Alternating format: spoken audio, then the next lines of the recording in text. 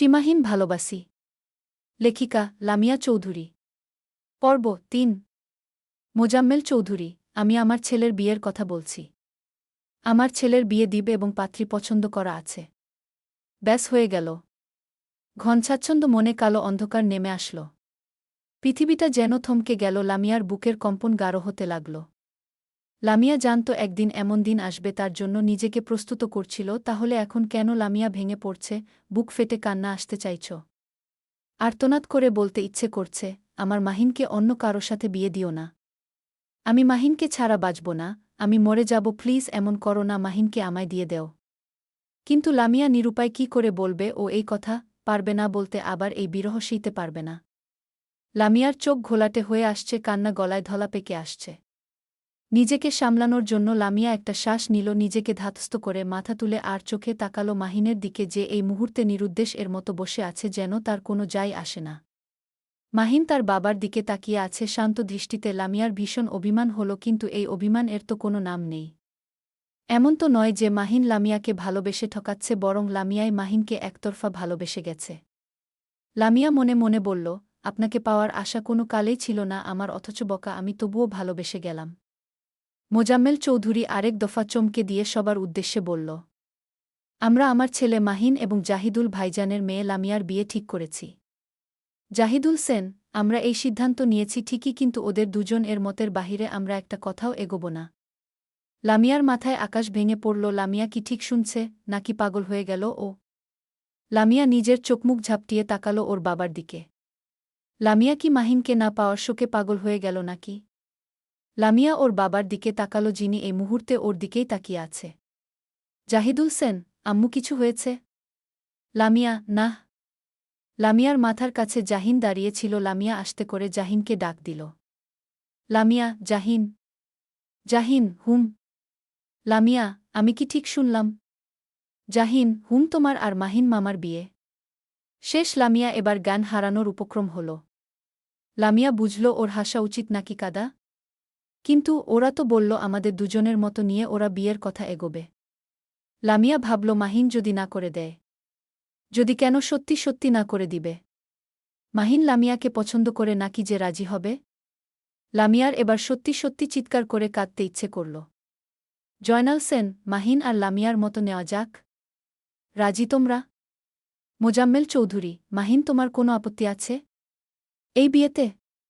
মাহিন একবার ওর বাবার দিকে এবং একবার ওর মায়ের দিকে তাকিয়ে বলল, তোমরা রাজি থাকলে আমার কোনো আপত্তি নেই।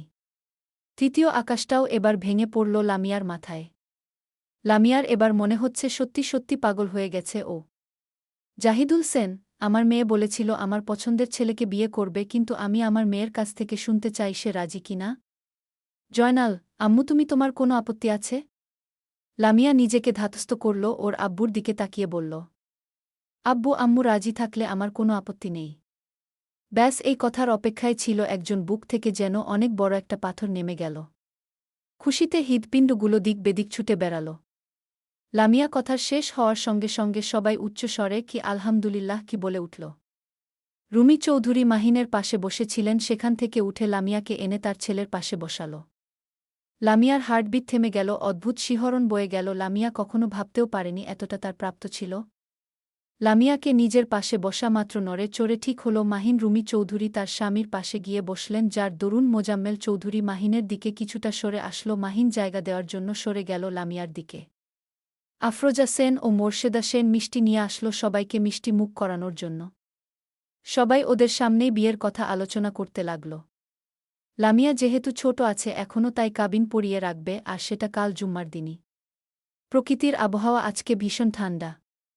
প্রকৃতির মতো লামিয়ার মনও আজ ঠান্ডা। লামিয়ার কিছুই ভালো লাগছে না। অদ্ভুতভাবেই সবকিছু কল্পনা কল্পনা লাগছে, কিন্তু এটা তো সত্যি। মেয়েটা রুমে এসে গেট লাগিয়ে দিয়ে শুয়ে কান্না করে যাচ্ছে তখন থেকে। কেউ জানল না লামিয়ার মনের অনুভূতি, কেউ কি বুঝল লামিয়ার ছোট্ট মনটা আজকে ভীষণ খুশি, কিন্তু খুশি প্রকাশ করতে পাগলের মতো কেঁদে যাচ্ছে। লামিয়া এতদিন ধরে ভেবে এসেছে সে মাহিনকে পাবে না, কত কান্না করেছে মাহিনের জন্য তা শুধু সে জানে। লামিয়ার চোখের পানি বাদ মানতে চাইছে না, কান্নার কারণে শ্বাস নিতেও কষ্ট হচ্ছে। লামিয়ার ফোন ভাইব্রেশনে কেঁপে উঠল। ফোনের স্ক্রিনে জেনিউচি লেখা ভেসে উঠল। কান্না করতে করতে রিসিভ করল। ওপাশ থেকে বৃষ্টি খুশিতে বলতে লাগল, বেবি কেমন আছিস? I am so happy. Finally তুই তোর শখের পুরুষকে পেয়ে যাচ্ছিস। বিশ্বাস কর, খবরটা পাওয়া মাত্র পুরো বাড়ি মাথায় তুলে ফেলেছি। আমার এত খুশি লাগছে যা আমি বলে বোঝাতে পারব না। আমি তোকে মাহিন ভাইয়ার জন্য কত কান্না করতে দেখছি। আর এখন তুই তোর একান্ত পুরুষকে পেয়ে যাবি। আমার মনে হচ্ছে তোর থেকে বেশি আমি খুশি হয়েছি, বিশ্বাস কর বেবি। লামিয়া কিছুই বলল না, বৃষ্টি কথা শুনে গেল। লামিয়া জানে বৃষ্টির থেকে বেশি ওকে কেউ বুঝবে না, কিন্তু নিজের চোখের পানিও যে বাদ মানতে চাইছে না। বৃষ্টি বুঝতে পেরে নিজের খুশি এবং এক্সাইটেড পাশে রেখে মৃদুস্বরে বলল, বেবি কান্না করছিস কেন?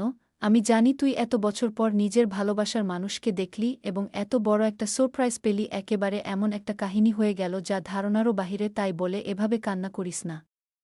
লামিয়া কান্না জড়িত কণ্ঠে বলল, বৃষ্টি আমার কিছু ভালো লাগছে না, আমি নিজেকে নিয়ন্ত্রণ করতে পারছি না।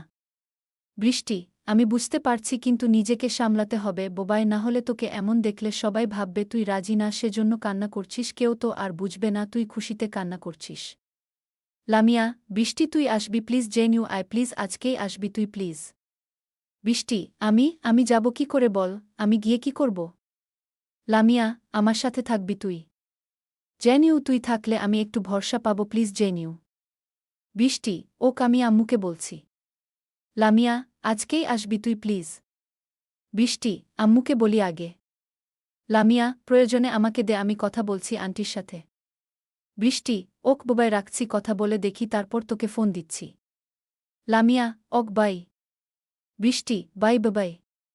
লামিয়া ফোন রেখে ওয়াশরুম গিয়ে ফ্রেশ হয়ে আসল। এখন কেন জানি নিচে যাইতেও শরম লাগছে। লামিয়া নিজেই নিজেকে গালি দিতে দিতে নিচে গেল। সবার ব্যস্ততা দেখে শ্বাস ফেলল। লামিয়া, আম্মু? মোর্শেদা সেন, বল কিছু প্রয়োজন? লামিয়া, না, আমি নদীর পাড়ে যাচ্ছি একটু। মোর্শেদা সেন, আচ্ছা। লামিয়া, কিছু হয়েছে? এমন লাগছে কেন? লামিয়া, না আম্মু, কিছু হয়নি, এমনি। লামিয়া নদীর পাড়ে গিয়ে বসল। ভীষণ নার্ভাস লাগছে, এমনটা কোনো দিনও হয়নি। আজকে কেনে হচ্ছে লামিয়া বুঝতে পারছে না, নিজের উপর নিজেই বিরক্ত লামিয়া। মাহিন বাহিরে গেছিল, বাইক এক সাইডে পার্ক করে রেখে কিছু একটা ভেবে দাঁড়াল। বাড়ির আঙিনায় দাঁড়িয়ে স্পষ্ট লামিয়াকে দেখতে পেল, হাঁটুতে মুখ গুজে বসে আছে। গ্রামের বাসা হওয়ায় আঙিনা ঘিরেনি, যার কারণে সব কিছু দেখা যায়। কিছু একটা ভেবে সেদিকে তাকিয়ে রইল। লামিয়া ফোনের দিকে তাকিয়ে রিসিভ করল। বৃষ্টি, বোবাই। লামিয়া, বৃষ্টি, এসে গেছি আমি, তুই আয়, আমি বাড়ি চিনি না, মোড়ে দাঁড়িয়ে আছি। লামিয়া, ওয়েট কর, জাহিনকে নিয়ে আসছি। লামিয়া বাসায় ঢোকার সময় মাহিনের মুখোমুখি হল। লামিয়া অস্বস্তিতে মাথা নিচু করে বাসায় চলে গেল। মাহিনও বাসায় গিয়ে সোজা রুমে গেল।